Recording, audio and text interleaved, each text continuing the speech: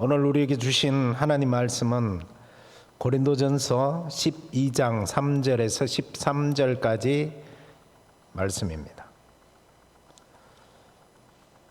고린도전서 12장 3절에서 13절까지 말씀 한 절씩 교독하겠습니다.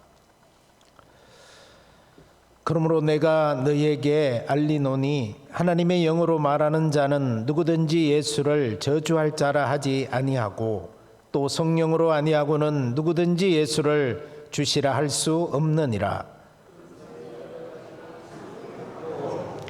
직분은 여러 가지나 주는 같으며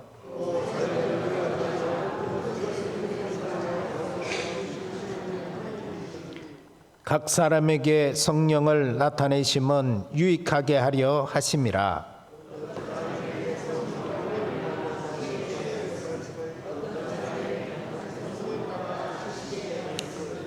다른 사람에게는 같은 성령으로 믿음을, 어떤 사람에게는 한 성령으로 병 고치는 은사를,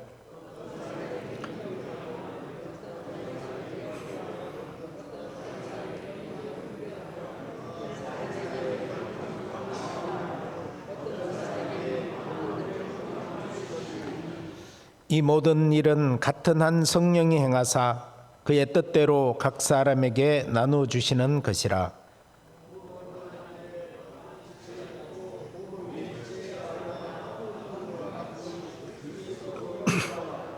다 같이 읽습니다. 우리가 유대인이나 헬라인이나 종이나 자유인이나 다 한 성령으로 세례를 받아 한 몸이 되었고 또 다 한 성령을 마시게 하셨느니라. 아멘. 주님의 은총과 평강이 우리 수요 기도회에 나오신 우리 성도님들과 함께 하시기를 간절히 기원합니다. 지난 5월 19일 주일이 성령 강림 주일이었습니다. 성령 강림은 두려움 가운데 떨고 있는 제자들에게 예수님께서 약속하신 성령을 보내주신 그런 사건입니다. 요한복음 14장 16절 말씀에 보면 내가 아버지께 구하겠으니 그가 또 다른 보혜사를 너희에게 주사 영원토록 너희와 함께 있게 하리니. 아멘입니까? 예수님께서 약속하신 성령님이 우리와 함께 영원토록 함께 하심을 여러분들은 믿습니까? 오늘 이 자리에 성령 하나님이 함께 하십니다. 성령을 헬라 말로는 파라클레토스라고 말합니다. 성경을 번역하는 그 번역본마다 조금씩은 다르게 번역하고 있습니다. 개역 한글 성경과 새번역 성경에서는 보혜사로 번역하고 있습니다.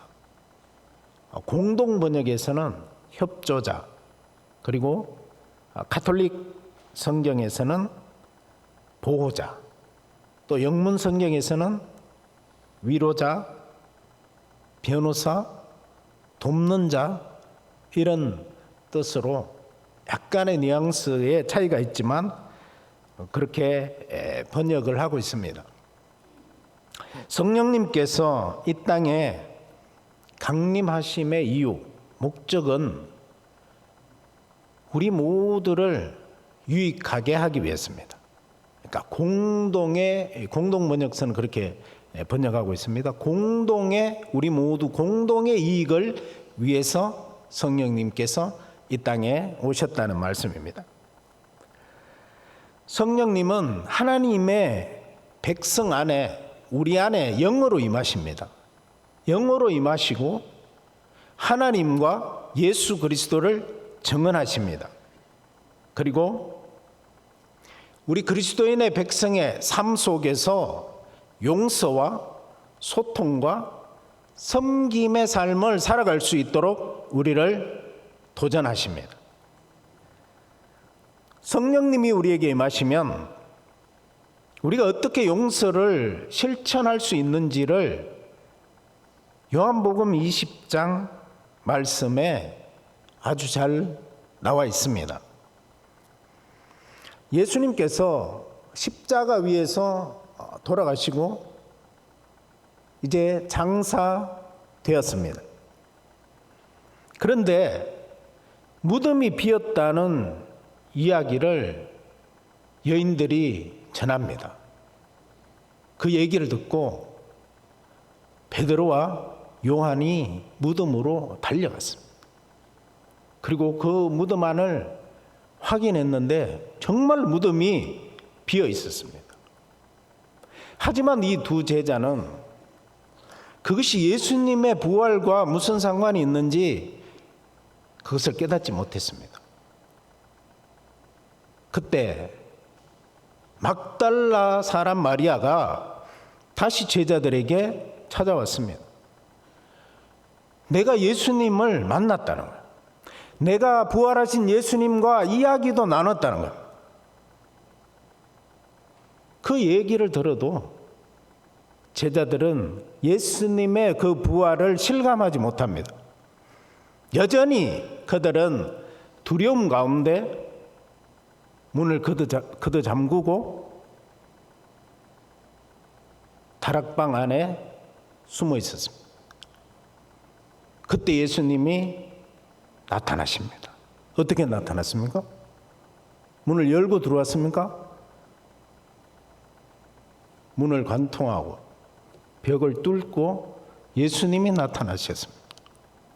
그리고 평안의 인사를 전했습니다. 너희에게 평화가 있기를. 여러분, 죽었던 예수님이 벽을 뚫고 나타나면 여러분 어떻게 했습니까? 기절초풍할 일이죠. 이들은 실감하지 못합니다. 예수님께서 손에 못자국과 옆구리에 창자국을 보여주시면서 믿는 자가 되라. 그렇게 말씀하시니까 제자들이 진짜 예수님인 줄 알고 기뻐했습니다. 그래서 예수님께서 너희에게 다시 한번 평화가 있기를 빈다. 아버지께서 나를 보내신 것 같이 나도 너희를 보낸다. 예수님께서 제자들을 파송하십니다. 그런데 그들을 그냥 빈손으로 보내시는 것이 아니라 예수님께서 그들에게 숨을 불어넣으시면서 성령을 받으라 이렇게 말씀하십니다. 그리고 너희가 누구의 죄든지 용서해 주면 그 죄가 용서될 것이요 용서해 주지 않으면 그대로 남아 있을 것이다 이렇게 말씀하셨습니다. 예수님께서 제자들을 이 거친 세상으로 내보내시면서 그냥 내보내신 것이 아니라 바로 그들에게 성령을 불어넣어 주셨습니다.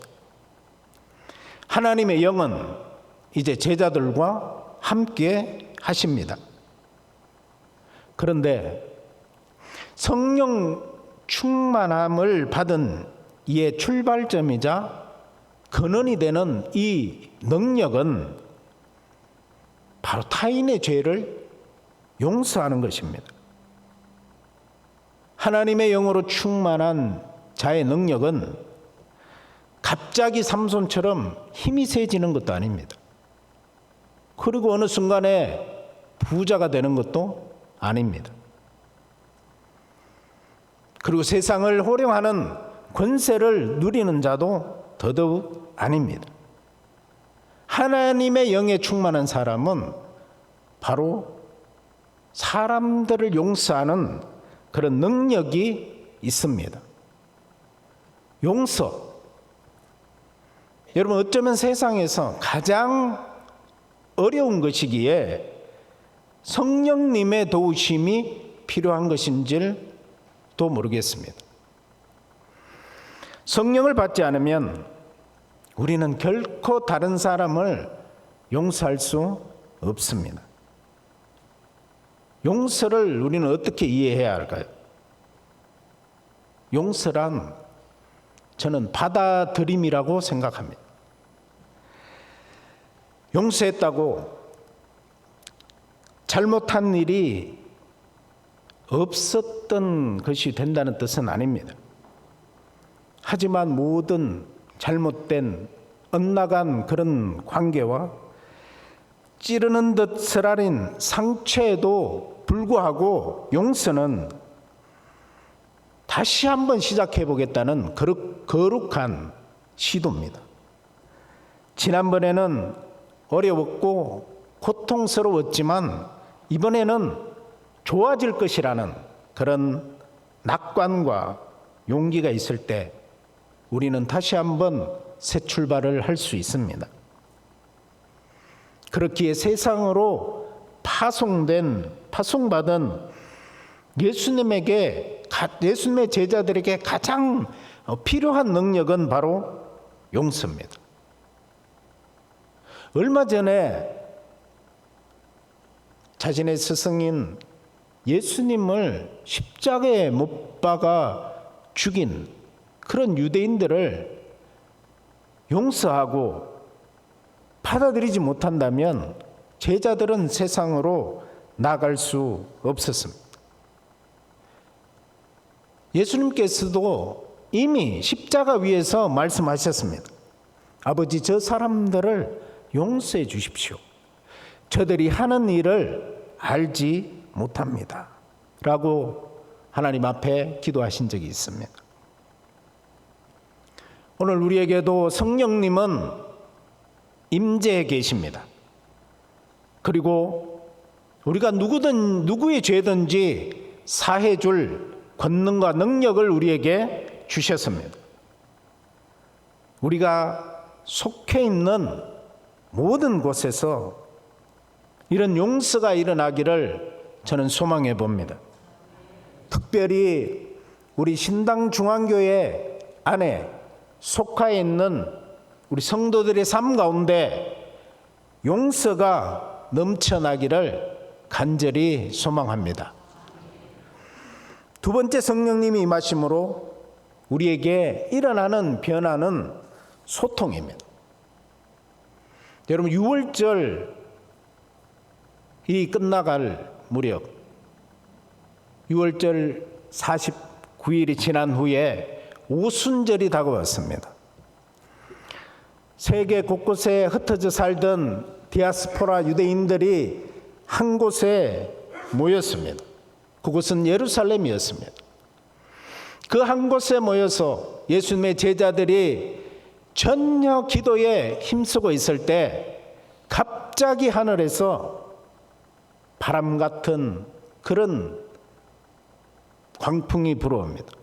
그리고 불의 혀가 갈라지는 것처럼 혀들이 나타나기 시작합니다. 그러면서 각 사람 위에 내려앉았습니다. 그들 모두가 성령의 충만함을 받았습니다. 그리고 성령님께서 시키는 대로 세계 곳곳에 말로, 다른 나라 언어로 말하기 시작했습니다. 그러자 그곳에 모였던 다양한 곳에서 온 사람들이 모여서 수군수군하기 시작합니다. 그들이 한 곳에 모여서 볼 때에 자기 나라 말로 말하는 사람들이, 갈릴리 어부들이 자기 나라 언어로 그렇게 말하는 것을 들을 수 있었습니다. 너무나도 놀랍고 어리둥절한 상황입니다. 이에 베드로가 일어나서 말씀합니다. 요엘 선지자가 성경에 말씀하셨다는 거예요. 그 말씀이 지금 그대로 이루어지고 있다고 선포했습니다. 하나님의 영이 부어지면 남녀노소 누구를 막론하고 하나님의 말씀을 주고받으며 하나님의 꿈을 꿀 것이라고 말씀했습니다. 여러분, 우리가 창세기 11장에서 알 수 있듯이 인간의 욕망이 극에 달해서 바벨탑을 쌓고 하늘에 닿으려는 그런 사건이 있었습니다. 그 이후 사람들은 서로의 말에 대해서, 서로의 진심에 대해서 알아듣지 못하는 그런 존재가 되고 말았습니다. 여러분 싸움 좀 하십니까? 갑자기 뜬금없는 부부싸움 하십니까?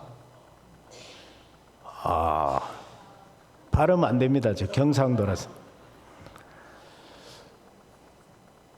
가끔씩 하신다고요? 네. 여러분 부부싸움 할 때 가장 큰 문제가 뭘까요? 가장 나를 미치게 하는 게 뭡니까? 말이 안 통한다는 겁니다. 말이 안 통한. 말이 안 통할 때 사람은 가장, 속된 말은 쓰지 않겠습니다. 그렇습니다. 말이 안 통하면 정말 그것만큼 답답한 게 없습니다. 인간들이 모여서 바벨탑을 쌓고 하나님께 도전하려고 할 때 하나님이 강림하셔서 뭘 하십니까? 말이 안 통하게 했습니다. 사람들 말이 안 통하게 했습니다. 이건 저주죠. 불통. 그런데 오늘 성령님이 강림하심으로 말미암아 어떻게 됐습니까? 상대방의 말을 알아듣게 되었습니다. 그들은 상대방의 말만 알아들은 것이 아니라 하나님의 말씀도 알아듣게 되었습니다. 베드로가 하나님의 말씀을 선포할 때 3,000명이나 되는 사람들이 예수를 구주로 영접하고 예수를 믿는 놀라운 사건이 일어났습니다. 그것으로 초대교회의 시작이 되었다고 말하고 있습니다. 여러분 오늘 우리 시대는 AI의 기술 발전으로 내가 한국말로 전화기에 대고 스페인이나 영어권에 호텔을 예약할 수 있습니다. 놀랍지 않습니까? 영어 한마디도 못해도 한국말로 번역해서, 영어로 번역해서 그렇게 예약할 수 있도록 해주는 시대를 오늘 우리가 살아가고 있습니다. 하지만 이 소통이라는 것은 객관적인 그런 언어의 전달이 소통이라고 할 수 없습니다. 저는 요즘 이 MZ 세대 애들과 고등학생, 초등학생, 중학생 이런 아이들과 소통에 사실 어려움이 있습니다, 여러분. 어르신들도 마찬가지예요. 여러분들은 고딩, 중딩과 얼마나 소통하고 있습니까? 제가 한번 문제를 한번 내보겠습니다. 얼주가가 무슨 뜻입니까? 와, 대단하시네. 얼어 죽어도 아메리카노다. 그럼 어쩔 TV? 어쩔 TV? 예. 내가 우리 아들하고 뭐 얘기하면 어쩔 TV? 작년에 엄청 많이 쓴 얘기입니다. 어쩌라고 가서 TV나 봐라는 거야. 간섭하지 말라는 거야. 닭모치가 무슨 뜻인지 압니까? 닭모치. 당연히 모든 치킨은 옳다. 치킨은 무조건 맛있다는 뜻입니다. 못 알아먹겠죠. 갑통알 무슨 말인지 아십니까? 갑통알. 갑통알. 갑자기 통장을 보니 알바를 해야겠다는 생각이 들었다는 거예요. 돈이 비어가고. 무슨 129 압니까? 무슨 129? 무슨 일이고? 이거 사투리, 경상도 사투리고 무슨 일이고? 무슨 129 이런 뜻이랍니다. 못 알아먹습니다. 그렇죠? 한국말이라고 다 알아들을 수 있는 거 아니죠? 어른들은 그럼 어떨까요? 어른들은 체면 문화가 있습니다. 그래서 한두 번 이렇게 권유를 하다가 그만두면 큰일 납니다. 괜찮다. 잘 지내고 있다. 안 그래도 된다. 이 말을 곧이곧대로 들으면 어떻게 됩니까? 난리 나죠. 나중에 땡전 한 푼 없습니다. 예. 혼잣말처럼 스쳐 지나가듯이 말했습니다. 새겨들어야 됩니다. 싫다 해도 몇 번까지 권해야 될까요? 최소 10번 정도는 권해야 돼요. 10번. 다시 여쭤보고 또 권하고. 예. 이게 우리 시대의 어른들과 소통하는 방법입니다. 자, 성령 강림은 이렇게 서로 진심을 알아듣기에 힘들어진 시대에 하나님이 우리에게 주신 선물입니다. 우리가 일상에서 만나는 사람들은 극악무도한 사람들이 아닙니다. 다 착하고 좋은 분들입니다. 그런데 선의로 시작되어서나 조금씩 어긋난 마음들이 시간과 사건을 다양하게 거치면서 서로 결코 맞닿을 수 없으리만큼 멀어져 버리는 그런 오해를 우리는 경험하면서 살아가고 있습니다. 때때로 사랑의 마음을 품고 이번엔 내가 먼저 한번 다가서려고 다가가지만 속된 말로 번번이 그 타이밍을 놓쳐서 어긋나고 더 큰 오해를 샀기도 합니다. 여러분 TV 드라마를 보면 주인공들이 아슬아슬하게 어긋나는 장면처럼 그런 것을 만날 때가 많습니다. 그런 우리에게 성령님께서 찾아오셔서 우리의 어긋난 마음을 다시 만나게 해주신다는 겁니다. 우리가 어찌할 바를 몰라서 우왕좌왕하고 있을 때에 그런 무리들을 보시고 베드로가 이렇게 말씀합니다. 회개하십시오. 그리고 여러분 각 사람은 예수 그리스도의 이름으로 세례를 받고 죄 용서를 받으십시오. 그리하면 성령을 선물로 받을 것입니다. 여러분 우리의 삶에는 곳곳에 수렁이 가득합니다. 곳곳에 막힌 담들이 놓여 있습니다. 그럼에도 불구하고 우리가 회개하고 마음을 돌이키고 세례를 받고 예수 그리스도의 이름으로 새로운 삶을 살겠다고 결단할 때 성령님께서 우리에게 임하셔서 바로 우리가 새롭게 살아갈 수 있는 그런 마음의 여유를 주실 것입니다. 그리고 한 마음으로 이 땅에 하나님 나라를 이루어 가시면서 살아갈 수 있도록 역사해 주실 것입니다. 여러분 가족과 또 이웃과 성도들이 진정한 그런 소통이 일어나는 우리 신당중앙교회가 되시기를 예수님의 이름으로 축원합니다. 세 번째 성령님이 우리에게 오신 이유는 오늘 본문 말씀처럼 우리 공동의 유익을 주기 위해서입니다. 여러분 고린도 교회는 잘 알다시피 네 파가 있었습니다.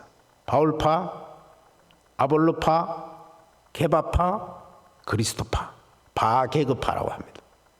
이 네 파가 나눠져서 갈등이 엄청 심했습니다. 그 갈등의 원인 가운데 하나는 그들이 각기 다른 방향으로 매우 뛰어난 이들이었다는 점입니다. 어떤 사람은 지혜의 말씀을 받았다고 주장합니다. 어떤 사람은 나는 지식의 말씀을 받았다. 그리고 자신은 믿음이 크다. 나는 병 고치는 큰 능력이 있다. 그리고 기적을 행하고 예언을 말하고 영들을 분별하는 극히 자신의 능력을 자랑했습니다. 방언을 말하는 사람도 또 방언을 통역하는 이도 자신을 내세우기에 바빴습니다. 모두 하나같이 뛰어난 이들이었고 모두가 중요한 사람이었습니다. 하지만 이들이 갖지 못한 은사가 하나 있었습니다. 그것은 서로를 위해서 양보하고 희생하는 사랑이었습니다.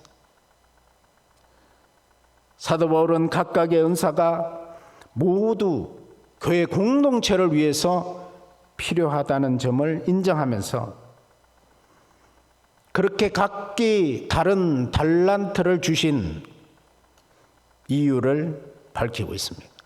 그것이 오늘 읽은 12장 7절 말씀, 각 사람에게 성령을 나타내 주시는 것은 모두의 유익을 위해서, 공동번역에는 공동의 이익을 위한 것이다, 이렇게 말씀하고 있습니다. 무슨 뜻입니까? 하나님의 영, 성령님께서 예수님의 약속처럼 이 땅에 내려오시면, 그리고 내려오셔서 각 사람의 삶 가운데 활동하십니다. 그런데 사람마다 모두 다른 모양, 다른 쓰임새로 활동합니다. 그 이유는 서로의 부족함을 나의 능력으로 채워주면서 서로의 이익이 되는 온전한 공동체를 세우기 위함입니다. 서로 달란트가 얽혀져서 시너지 효과를 내게 하기 위해서 그렇습니다. 사람이 자기의 뛰어남을 한껏 드러내는 것은 많은 경우 자기의 부족함을 감추기 위해서 그렇게 합니다. 하지만 성령님이 이끄시는 공동체에는 나의 부족함 때문에 염려할 필요가 없습니다. 내 곁에 있는 성도들이 사랑으로 그것을 채워줄 것이라 믿기 때문입니다. 나는 다만 내게 주신 성령님의 은사를 공동체 구성원들에게 최선을 다해서 섬기면 됩니다. 성령님은 상황에 따라 우리 각자의 다른 잠재력을 활성화시킵니다. 이렇게 받은 자신의 그 능력, 장점, 그리고 시간, 재물, 가진 바 모든 것으로 우리 공동체를 섬길 때 바로 그것이 그리스도의 공동체가 되어지는 것입니다. 우리 신당중앙교회가 그런 공동체가, 섬김의 공동체가 되기를 예수님의 이름으로 축복합니다. 오늘 말씀을 정리하겠습니다. 예수 그리스도를 믿는 저와 여러분에게 예수님께서 성령님을 보내주셨습니다. 요한복음의 말씀처럼 성령을 받는 이들은 용서하는 사람이 됩니다. 상대방을 받아주는 마음, 정말 어려운 마음입니다. 하지만 성령님께서 우리를 도와주십니다. 용서가 바탕이 될 때 우리는 주님의 제자로 살아갈 수 있습니다. 용서의 마음이 있는 곳에 서로를 이해하려는 그런 시도가 일어나고 참된 소통이 발생하게 됩니다. 예수 그리스도 안에 하나된 공동체가 탄생할 수 있습니다. 교회가 설립됩니다. 교회 안에 있는 이들에게 성령 하나님께서 각각 다른 은사를 부어주십니다. 각기 다른 능력은 자기 뜻을 세우기 위한 것이 아니라 서로를 섬기기 위한 것입니다. 모두의 유익을 위해서, 공동의 유익을 위해서입니다. 우리 삶 가운데 계시며 끊임없이 우리에게 말을 건네시는 성령님께서 친히 들려주시는 이 음성에 우리는 순종해야 합니다. 우리가 삶으로 응답함으로써 성령의 은혜 가운데 살아갈 수 있습니다. 성령님께서 우리 가운데 강림하셔서 충만한 은혜를 부어주실 때 우리에게 세 가지 변화가 일어납니다.